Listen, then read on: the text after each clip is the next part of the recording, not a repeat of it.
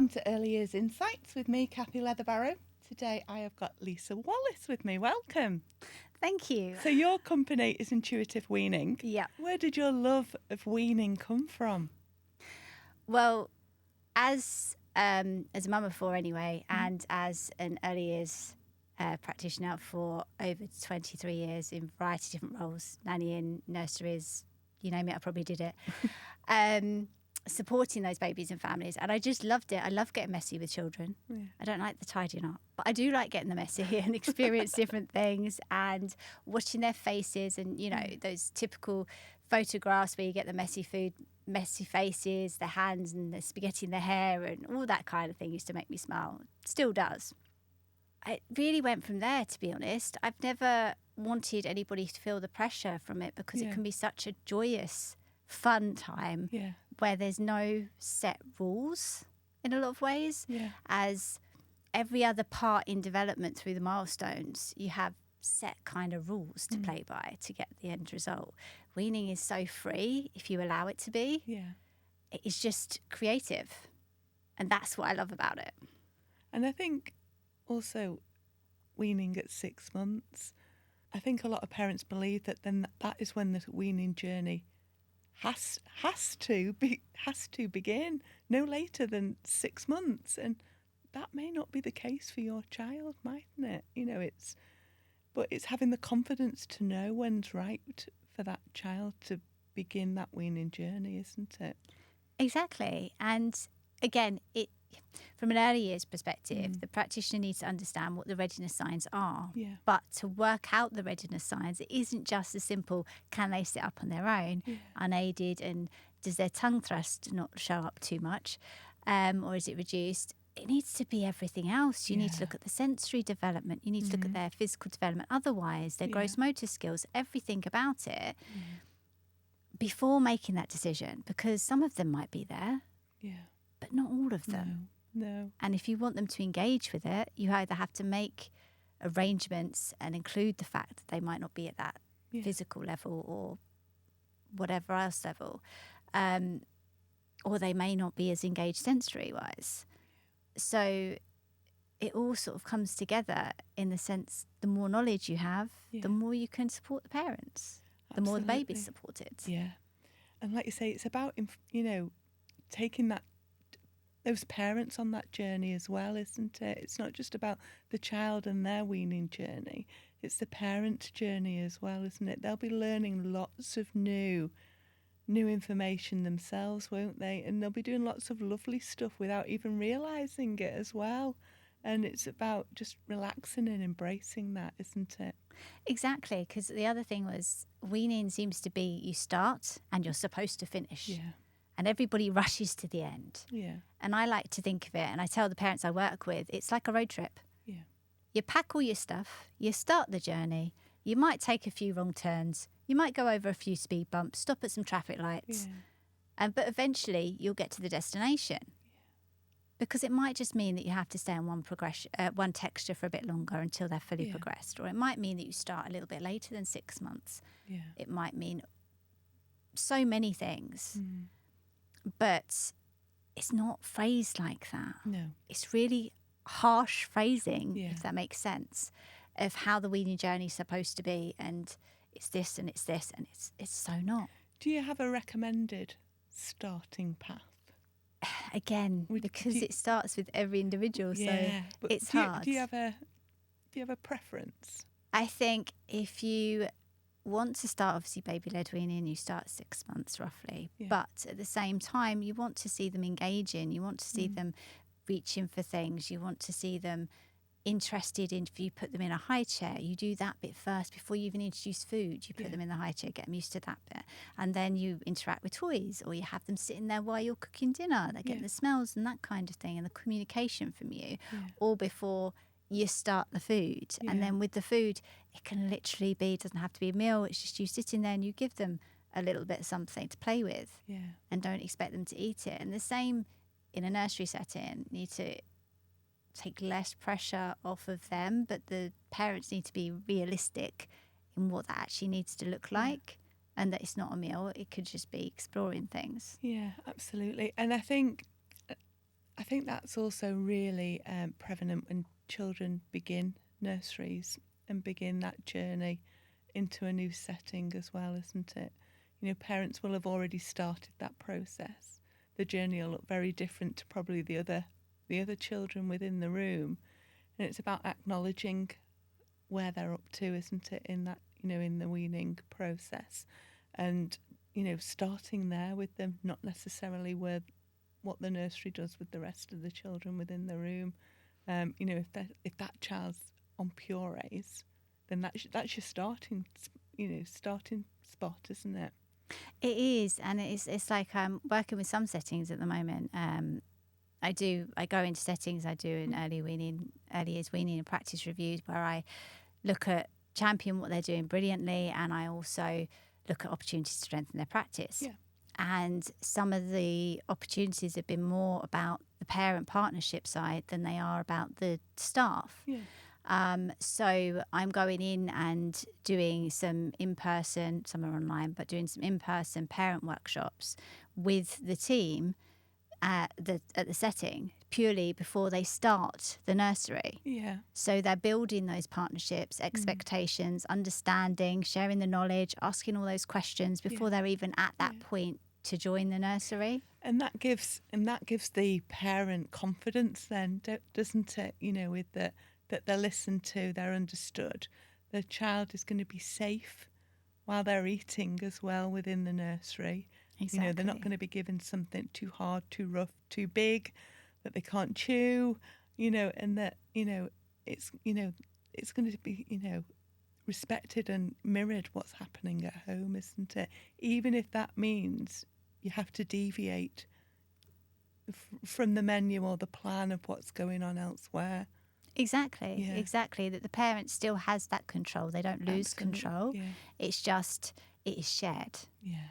But they will then recognise the team, with my help, recognise the team that they have the knowledge to help them and support them, not to judge them, not to make them feel less, not to tell them what to do, but to offer that support and that nurture. Yeah, absolutely. Do you feel that that we provide enough training and support for both parents and nursery staff on weaning and nutrition? The short answer to that is no, definitely I knew not. you were going to say that. Nutrition, yes, that's upscaled massively. There's a lot of people that talk about that all the time. Some in your early years, some not in early years. Yeah. And it seems to be either people that have come from a nutritional background or they've come from a cooking background. I don't particularly like either, to be honest. Right. But that's why I come from a childcare background and a child's background. So when you look at the weaning through the baby's eyes and you take it back to basics, but you also introduce all the development that's going on, that's what needs to make the choices of how that weaning journey continues. Yeah. And that's with the parents' knowledge and the practitioners. Obviously, it varies because it doesn't have to be as in-depth with the parent as it would do with the practitioner. But they do need to have that knowledge because, as I've always thought, knowledge is power, if you like. You have more options, you have more choices, you have more things available to you. If you don't have that knowledge, then you can't make those educated decisions and choices. So that's why I think there does need to be an understanding, first of all, that the weaning journey is a journey for a reason. The other side is making sure that everybody knows what development actually happens and it's not just food. Then you need to tap in, obviously, the nutritional side. And with the practitioners, you need to put things in training-wise of how to have those and navigate those conversations that may be full of anxiety, may come across quite disruptive at times and aggressive at times. Because, let's face it, anybody that's been in early years that's dealt with a parent, it's not always the easiest. You do need to use certain language and you do need to be very aware of what you say and choose to say. obviously the truth at all times, but at the same time, you still need to do it in a way that is accepted and doesn't come across in any way that you're being aggressive towards the parent. And there's not the training on that so much. And around the weaning journey, like I said, is the fact that, you know, they need to feel in control too. They need to feel part of it. Absolutely. And it's important that they're given that opportunity, but also see the value in it as well, rather than just handing over to a nursery and going, well, you're doing the weaning, so you do it. Yeah. And I think if lots of parents and practitioners understood especially the physical development that's happening around that time as well, I think a lot of anxieties would be put to rest as well. Not completely, but reassured as well. And I think the physical development that's happening as well. I think that's what breeds most of parents' anxieties, isn't it, around food and safety of food as well. Yes, definitely. If parents understood more of the outline of the physical development and the oral development even, because that's all your tongue and the motion, the positioning and everything else. So that would work as well if they had more knowledge to that, as well as the physical development of the actual posture, how to sit and things, and how they need to be supported. And then obviously with regards to the sensory side as well, understanding that some are going to be more reluctant than others because it's natural, but it can also just be the fact that they like textures more than others. Yeah. And be open to it rather than, well, you're not at that stage yet, so you can't have this, or you're past that, so you can't have that. Because it's similar, isn't it? It's like, children that will naturally put their hand in paint, and you've got children who would never put their hand in paint. And the same principle applies with food, doesn't it? Exactly. It's like you say, it's making the connection between that sensory development and then how that interprets itself into weaning as well. Precisely. As well as, like, people underestimate the emotional connections through food. Yeah. So if you as a practitioner and the parent are coming from the same line of thinking and you have that full understanding of development, especially as a practitioner, you feel more confident. Yeah. So when you're making those choices, especially if you're key children, you're making those choices, then you need to be able to make those educated decisions for that baby whilst they're in your care. If you've got the confidence because you've got the knowledge, then you can do so, which then bounces off on the parents. Yeah. Quite often I've seen and I've heard, when it comes to, the getting to know me sheets as well, some parents do put down that they've got allergies, and they've not necessarily got allergies. It's just maybe a fear of the food, or, there's some explanation behind it that they're not ready to give that explanation around. And it's about, understanding that as well, isn't it? And, we briefly said before about allergies, it's not a topic to shy away from, is it? And it's not foods that need to be shied away from either. It's about really understanding the parent's perspective on their wishes and their likes and dislikes around food and what's offered to their children. Yeah, and really letting them know that you trust their judgment almost as well. But the allergy side, I think, again, comes back to the practitioners have the knowledge. They can word it slightly differently to give the parent the support to make the decision more educated than perhaps they would do from a standpoint of, I'm just going to avoid that because I'm scared of this. Yeah. If they've got the knowledge to share with that parent to then dissect what it is actually there that's the problem, then as much as you can in a conversation, then they can support them maybe getting past that hurdle as well. Or maybe suggesting, oh, well, we don't mind doing it here, or if you want to try that at home first, whatever you feel better. Let us know how you get on. Exactly, or a varied way of doing something, like when a child stopped eating seemed to be their favourite food as a baby, and you as a parent have become reliant on them. It can just be simplified to changing the position or shape of that food or even the colour. And it's a new food to that baby. Yeah. It's not the same. So they'll eat it because it's something new, but it's not something new. Yeah. And you can then, again, with that knowledge, you can pass that on to the parents, which then can display, say they might have an issue with, for example, we'll do peanuts. They may have a real worry about that and real concern. And like I said to you... It's always that nut, though, as well, in particular, isn't Exactly, it? exactly. They might think they have to ground it all up and get them to eat spoonfuls and spoonfuls of the stuff, when you could just narrow it down and say, well, actually, all you need to do is just put the tiniest bit on their upper lip, and see if there's a reaction. And that takes away enormous amount of concern for them. Yes, they're obviously still going to have anxiety, but it's not like they've just fed their child a whole bowl of something that's going to cause a massive interaction. But again, not having that knowledge to change things and different perspectives. Yeah, absolutely. Because, there's a lot, and it's usually just the well-known ones, isn't it? Like peanuts, you've mentioned eggs, dairy's creeping up there as well. But there's lots of foods that can happen with children, isn't there? If you think of coconut, I know quite a few children that, are I wouldn't say allergic, but sensitive to coconut. Not to say that'll, and again, it might not be something that lasts forever. It's just as it's introduced to the diet, there's some sensitivity around there. Yeah, definitely. I mean, there's also like strawberries and kiwis is another one that I've had dealings with.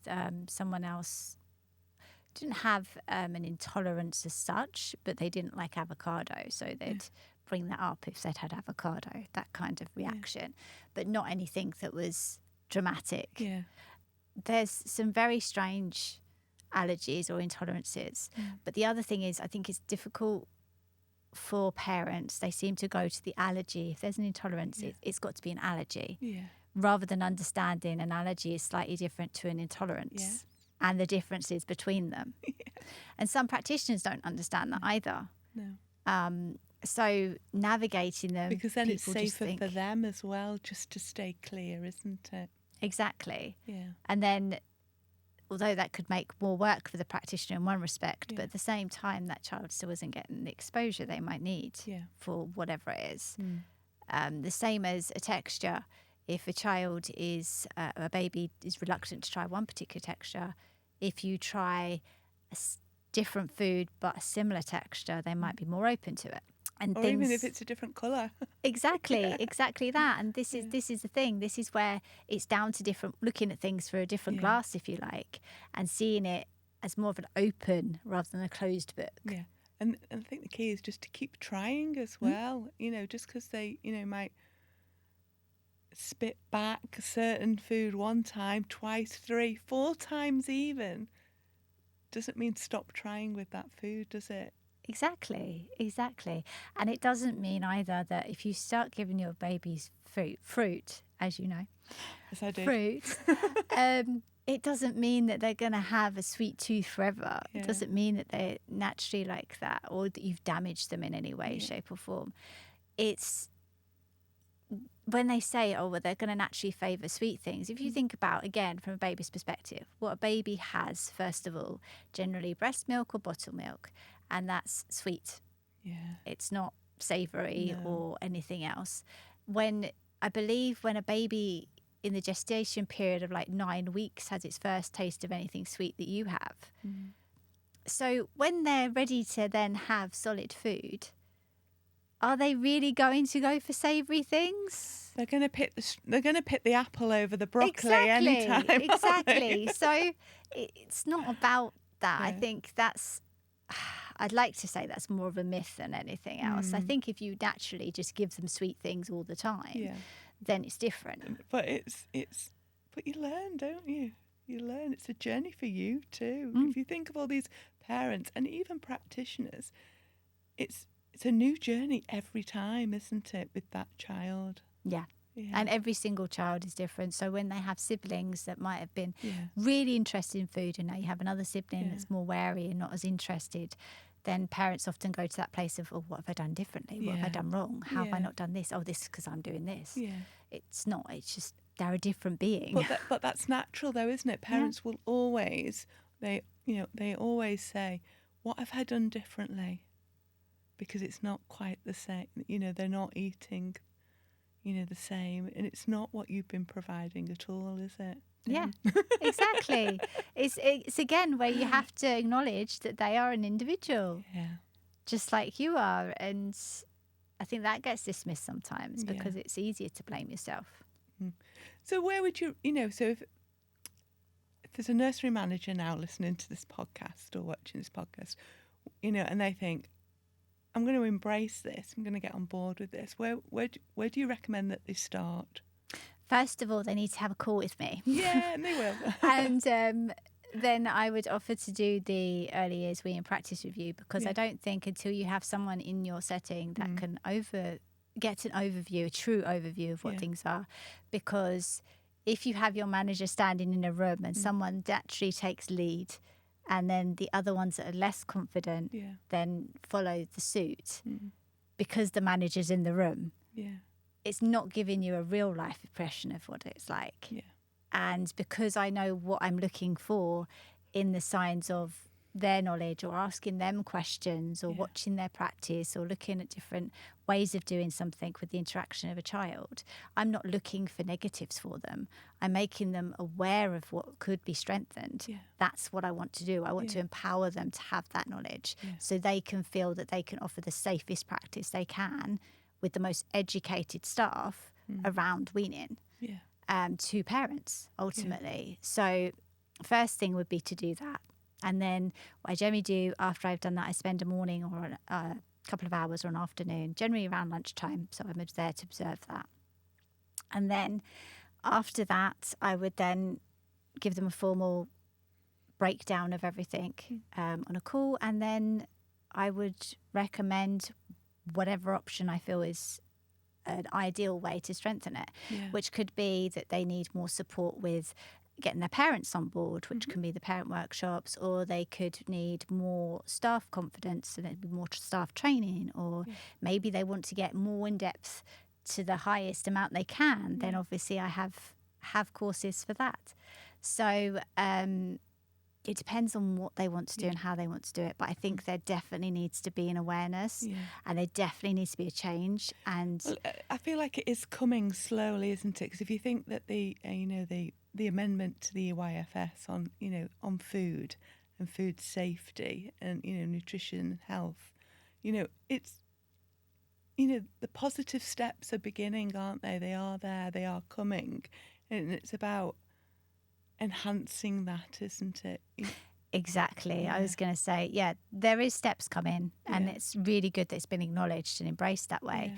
But I do feel that it needs to be a little bit more focused without the nutrition side in place, because the nutrition, like I said, is great and it's got its place because you need that, but needs to be recognised on another level of development and how pivotally important it is. I can't stress that enough. With every side of their development, it is such a pivotal time and it's so dismissed. I just think it needs to be pushed that way, and we need to start from the ground upwards, like getting it into apprenticeships and college courses, and you have sections where they study it. They don't just learn briefly, they study it, and they have to do observations where they are working with children like that. They have to do an observation where they have to plan a meal, they have to work out how to position food, or how to arrange it, or how to cut it up and place it with them. All these different things that they need to learn, because where we're having chefs or inbuilt nutritional menus and things like that, which is all great, has its place again. But then the early years staff don't actually learn what they have to do because it's just given to them. Yeah, and it's about weaving those two together, isn't it? It's about neither one of them is more important than the other, but it has to be collaboratively put together, doesn't it? To get the best opportunities for children. Exactly. And obviously that starts with the early years practitioners that have that joy, challenge, excitement. But know that position. child more than the chef does. Yeah. Yeah. Exactly. And then if something isn't, I don't know, cut up the right way for that child because they have the understanding and the knowledge of all the other side of the development, then they can change it. Yeah. They can actively do something about it, which doesn't mean that it has to go back to chef and go, we can't have that. It's got to be done something else. You've got to figure it out. Or that child missing out or being separated from maybe the social aspect. As much as babies aren't social at that age, they are aware of what's going on around them. So it is a social time to learn about food being a social arrangement and interactive. And again, if you're separating a child because they have different needs in that way, then it's not going to help either. So if you've got that education, you can then interact and you can change it, and it can be done at the same time. Yeah, absolutely. Because like you say, you know, they're not aware that they're all sat round a focal point or a table or for a reason, but they're aware that others are there. They're aware that other staff members are there and that, you know, they all appear to be doing similar things, you know, but it's about those opportunities, isn't it? Definitely. And one of the things I did have been asked a couple of times is obviously there's staff members that struggle with sensory input of different types and sensory issues. And I understand that on a level as well because I have 2 autistic children, so they have their own sensory issues as well. But the other side of it is if they're going to struggle with the weaning side, then would it not be a time for... I got asked the other day how I would manage that. And one of the things I said is you don't want to make them feel inadequate, not good enough, whatever. And you don't want to put them in a state of overwhelm either. And they've got to already deal with all of that when the babies are crying and everything else to deal with. And they may be absolutely amazing at their job and so passionate about it. But if they really struggle at this period of time, is it not worth letting them have their lunch break for that hour whilst you bring someone else in that is actually comfortable and confident in that area, which then you don't make either feel uncomfortable and you don't create a negative impact that could interact with that baby as well. Because babies are intuitive like that, aren't they? Exactly. You know, and it doesn't mean to say either or staff member is inadequate at their job either, does it? No, not at all. It's about, utilising strengths and weaknesses, isn't it? Exactly. And they can have all the knowledge still and the education and they can still deal with that parent and they can still deal with the key child and everything else. But the only thing they're not there for is maybe the serving up or the clearing up or whatever triggers them, because you've made that arrangement with them, which is, I think, supportive on both sides. Yeah, absolutely. And you touched on it then about children with special educational needs. Food can look very different for them, can't it? Very different, whether it's on a sensory level, whether it's colour, whether it can be anything and everything, can't it? And that's a whole new learning experience as well, not just for the child, but for parents and staff as well, isn't it? Because, I'm reading a lot at the moment about, children with autism especially, or suspected autism, at such a long age, and bland food and beige food. Would you say that was the case? Sometimes not. I know my 2, which are teens now, 17, 18, they're both on the spectrum, and they can have what looks like quite a varied diet to a lot of people outside. Yeah. But at the same time, if you looked at it through perhaps more of a texture perception or a different way of looking at it, you'd probably find it's quite structured. Oh, okay. It's quite one way and it's quite done like that. Although when you look at it from a menu perspective, it would look quite vast. Yeah. And I actually had a conversation with my 17-year-old daughter who, funny enough, wants to go into childcare. Oh. And she was saying about her struggle with food recently, and we ended up having a full-blown conversation about it for ages. And she explained to me about how much anxiety she had when she was younger, because she didn't feel she could talk to me about it at that point. She didn't have the language skills. So she was explaining to me how much she found the anxiety of it, of having a new food, and what that felt like from her perspective. Mm-hmm. And it's not necessarily about the fact that she'd like it or dislike it. Her body, like her nervous system, almost shuts it down before she even gets a chance. And then she'll feel really sick, and then she'll feel like she can't touch it anyway because she feels so sick. Yeah, and it's making her ill. Yeah, it's so much more than just not liking a food. And I think that's where people get a little bit confused sometimes. But yeah, with special educational needs of any kind with regards to food, that's another thing that needs to be have more in-depth knowledge. Yeah, and more support for parents on it as well. Most definitely. Yeah. Most definitely. Yeah. Such limited support with anything if you have a SEND child. As a parent, you have to fight for everything, and you don't really get told half of what's available until you're through that stage and someone you happen to have spoken to has told you. Didn't you access this? No, I didn't. Exactly. Yeah. Exactly. Oh, when could I do that? Oh, it was about 3 years ago. Yeah. Oh, okay then. Yeah. It is very much like that. And it's a minefield, because from an early years perspective as well, because every child that has SEND needs is different. It's not like you can box them all in one thing and say, well, all the children that are autistic are going to feed this menu because this is what they like to eat. It's not like that. Doesn't work it's so like that, varied. does it? Exactly. And the parents don't understand it all the time. They're on a steep learning curve themselves, aren't they? And they need as much support as possible.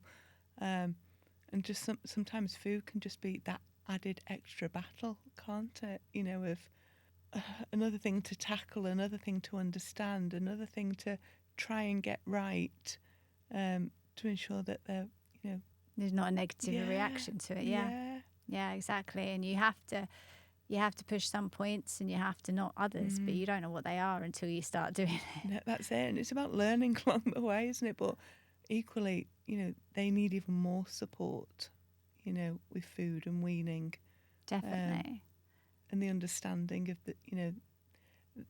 their preferences as well. That child's preferences and likes and dislikes, and will emphasise more with the introduction of food, won't Yes, won't most it? definitely. Yeah. And obviously, if you have the understanding of the oral development and the speech and language, how that connects through the weaning journey, whether they have SEND needs or not, it's going to help you navigate what that child can actually do, because some of the foods you could be giving it, they may want to experience. And it may be a case that you need to get them to play with it and go through those stages slower. But then actually for them to put it in their mouth, they can't do, because they haven't got the oral development, the strength in their tongues, the movement with their tongues as what they need to be able to do that, or even their jaw or swallowing or whatever the issue is. Or the gullet. Exactly. There's so much varied ways of looking at it, and there's so much development that isn't spoken about that needs to be. And it's very similar for prem babies as well, isn't it? When is it, that can be very difficult to judge when it's the right time to begin the weaning journey on a prem baby, isn't it? Yeah, I've had some dealings with some prem babies because they felt that their doctors have advised them, generally they're under paediatricians at somewhere, and they might have advised them that yes, they should start with solid food, but then the parent feels they're not showing the readiness signs, even though their corrected age is whatever it is, the right age for readiness, but they don't feel that they're ready because, and this can be between how the parent feels because that's safeguarding that baby, or whether it's because of the fact that they see something that the doctor doesn't. Doctor only sees them for 10 minutes meeting. You see them every single day, so you need to make that judgment call. And early years practitioners need to be included in those results as well, and included that in can the be very information. scary for an early years practitioner as well, can't it? Definitely. But, it's a really tricky time. It is. And then again, not only are you supporting that baby, you're supporting the parents again, aren't you? Yeah. So you need to have that understanding as well to be able to give them a bit of light at the end of the tunnel. Because they've probably been on a really rough journey already, haven't they? And then this is just it can be another scary journey that they're about to start as well. Yeah, I mean, you also find babies that might have been in NICU and things like that. Yeah. You'll find parents struggle, in my experience, parents struggle a lot more with the weaning journey than babies that haven't or had traumatic birth journeys. The other part as well is the fact of if you have other people involved, like speech and language with SEND children, is utilise them for more education of food, because they do understand that a lot more than you would because of the muscles. Yeah. So if there's a way you can do that together, branch out and do that. Don't just think speech and language, they're going to do this exercise and that's it. Tap into that resource, isn't it? Exactly. And see how it all connects. Because there is an understanding, and a lot of early years practitioners, I'm not treating them like they don't understand anything, but they'll have the vast sort of areas to cover. But that's it, isn't it? There's a good fundamental, basis foundation of knowledge, isn't it? But it's then as practitioners grow with experience that their knowledge then grows, isn't it? And, they become more confident with, their experiences, their knowledge, their research, the amount of children that they've looked after in different, and, their individuality of them. It's not about, I'm now a level 3 practitioner. I'm equipped with, exactly all the knowledge that I need. It's about, it's just the it's just the starting block, isn't it? The fundamentals. It's like, I'm 30 years over 30 years into early years. I am still learning today through reading and researching because, practice changes, practice grows. We become more knowledgeable through experience and research. And it's about adapting to that, isn't it? And, there's always something new to learn, and weaning and food and safety and safeguarding is all part of that as well, isn't it? Yeah, and the awareness for it as well. Having that open awareness that you need to learn consistently through early years is the biggest thing, because then you stay open to it rather than thinking, right, that's that done, I'm done now, I can do this the rest of my life. Because it's not going to be like that. Like you said, it changes so much. Not only regulations and things and frameworks, but also the simple fact that the whole idea of how things work and the knowledge and the research and the studies and everything else that goes with that. If you just look at, how basic child development and pedagogy has developed since you and I first began practicing, it's huge. It's huge. But that's because we're all learning and growing and developing our knowledge as we go, isn't it? Yeah. Exactly. Well, thank you, Lisa, for joining me today. Please, anybody they want to get in touch with you, they can. Yes. Always open for a discussion. Always happy to chat. And if anybody's got any questions, they can send them through as well. But I'm more than interested to have chats over Zoom or whatever. Thank you so much. Yes, thank you so much. Thank you.